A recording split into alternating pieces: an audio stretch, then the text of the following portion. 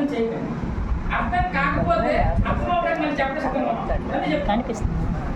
అర్థమైన తర్వాత నా వద్దని మారి మైసెల్ఫ్ నారాయణరావు. నేను గవర్నమెంట్ టీచర్గా చేస్తూ వెస్టేజ్ కంపెనీలో ఎందుకు వచ్చాను అనేది మీకు డౌట్ ఉంది, నాకు డౌట్ ఉంది. యాక్చువల్గా ఈ వెస్టేజ్ కంపెనీలు ఎవరైనా వచ్చిన వాళ్ళు ఎవరో ఫ్రెండ్ కానీ రిలేటివ్ కానీ ఎవరి ద్వారా వస్తున్నారు అంతేనా? ఏదైనా పేపర్లో చూసారు ఎక్కడైనా మీరు యాడ్? లేదు సార్. లేదా ఏదైనా టీవీలో చెప్పడం జరిగింది ఎక్కడైనా? లేదు. ఎందుకు లేదు? కంపెనీ లేదు.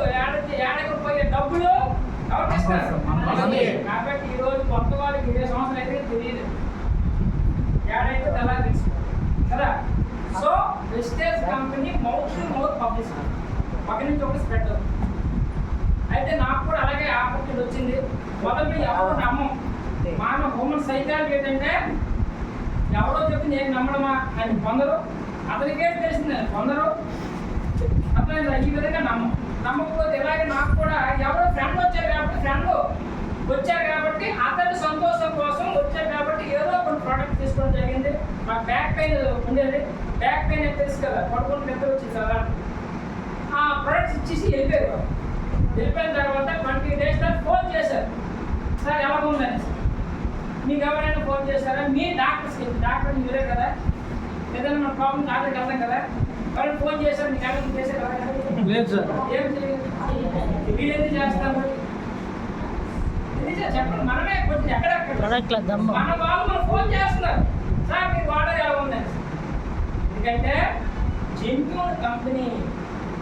అప్పుడు నేను సిగ్గుపడ్డాను, వాడలేదు కదా అది సార్ ఇంక వాడలేదు కదా సార్, మీరు తెలుసు కదా సప్లిమెంట్స్ అంటే మీ ప్రాణాలు పోవు.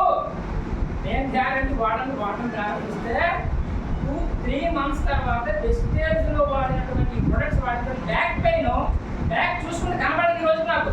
ఈరోజు back pain high quality products ఇందులోనే ఉన్నాయి.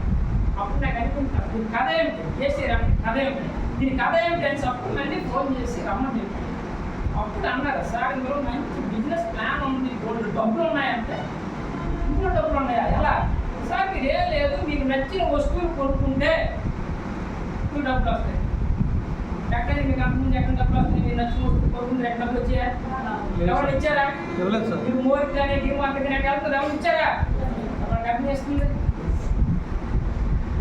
మన వాళ్ళు ఏం చెప్తారు? Change your shop, change your life. అది కరెక్టే కాదు? చెప్పండి. కరెక్టే సార్. కరెక్టేనా? మరి ఎందుకు మనం ఎక్కడ కొనుక్కోము అంటే మనకి షాప్ దూరంగా ఉంటుంది కదా, ఎక్కడెప్పుడో మనం ఎక్కడో రాలేము అంచేత మనం కొనుక్కోవడానికే ఇష్టపడము. కానీ మనము ఈ ప్లాన్ ప్రకారం ఆల్రెడీ ఏదైతే ప్రూవ్ అయిందో ఆ ప్లాన్ ప్రకారం మన వస్తువులు, మనకు నచ్చిన వస్తువులు కొనుక్కుంటే మన లైఫ్ చేంజ్ అయ్యే అందుకైనా అవకాశం ఉంది. నేను యాజ్ ఎ టీచర్గా కొంతమందికి జ్ఞానాన్ని పంచగలను, కానీ యాజ్ ఎ టీచర్గా కొంతమందికి ఆర్థిక స్వేచ్ఛ స్వతంత్రం ఇవ్వలేను. ఇవ్వగలరా? జ్ఞానాన్ని పెంచి బయటకు పంపగలం, కానీ అది ఈరోజు ఉద్యోగాలు లేక నానా ఇబ్బంది పడుతుంది. చూసారా, ఒక 6,000 ఉద్యోగాల కోసం 6 లక్షల మంది పోటీ పడుతున్నారు. ఎంతకు వస్తుంది? అంత ఎక్కువ వస్తుంది. ఎంతకు వస్తుంది? ఓన్లీ 6,000 మంది కోసం. ఎంత తెలియదు రావాలి అదే స్టేజ్లో ఈరోజు 5 కోట్ల మందిలోనే ఉపాధి తీసుకుంటున్నారు. డేటా కాదా? ఇండియాలో రైల్వే అత్యంత ఎక్కువ ఉపాధి ఇచ్చేది రైల్వే, 60 లక్షల మంది ఇస్తుంది. కానీ వెస్టేజ్ 5 కోట్ల మంది ఉపాధి చూడండి. నేనైతే పిల్లలు చెప్తుంది 20 సంవత్సరాలు కష్టపడి 60 సంవత్సరాలు సుఖపడతావా, లేదా 20 సంవత్సరాలు సుఖపడి 60 సంవత్సరాలు కష్టపడతావా అని చెప్తే సూపర్ కాదు. ఎందుకంటే 20 సంవత్సరాలు కష్టపడి చదివితే 60 సంవత్సరాలు సుఖపడతావు.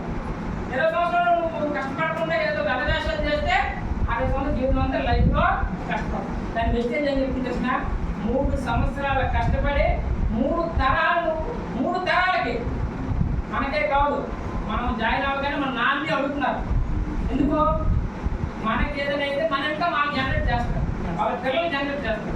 3 సంవత్సరాలు కష్టపడి 3 తరాలు ఇన్కమ్ తీసుకుంటావా అడుగు. మనం తీసుకొని వెనకం చేస్తాం. ఎందుకు? చిన్న చిన్న త్యాగాలు చేయాలి, చిన్న చిన్న సాక్రిఫై చేయాలి. ఈరోజు ఆదివారం ఎస్టేట్ మీటింగ్ ఉంటుంది, రావాలి. కానీ మనం ఎక్కడ చేయగలుగుతాం లేదు. సినిమా అదే త్యాగం. ఇది నేను ఉన్నాను, నాకు ఆదివారం సెలవు.